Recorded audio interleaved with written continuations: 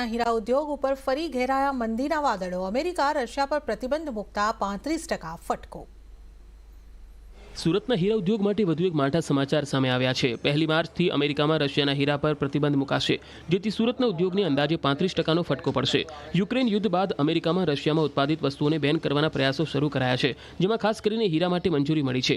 ઓફેકના deputy ડિરેક્ટરે દસ્તાવેજ પર હસ્તાક્ષર કર્યા છે।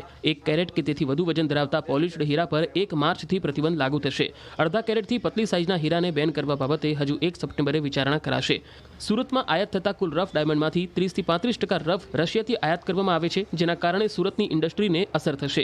યુક્રેન રશિયા યુદ્ધને કારણે રશિયાના રફ ડાયમંડ ઉપર પ્રતિબંધ મૂકવામાં આવ્યો છે। સુરતમાં પોલિશ થતા રફમાં 30%થી વધુ હિસ્સો રશિયન રફનો હોય છે। રશિયન રફનો પ્રતિબંધ અને મંદીના કારણે હીરા ઉદ્યોગમાં મુશ્કેલી છે। ડાયમંડ વર્કર યુનિયન દ્વારા રત્નકલાકારો માટે આર્થિક પેકેજની માંગણી કરાઈ। અમેરિકાના નિર્ણયને કારણે સુરતના રત્નકલાકારોની રોજગારી પર સવાલ ઊભા થશે। હજારો રત્નકલાકારોને છૂટા કરવામાં આવી શકે છે, જેને લઈને હવે ધીરે ધીરે મંદીનો માહોલ ઊભો થવા માંડ્યો છે।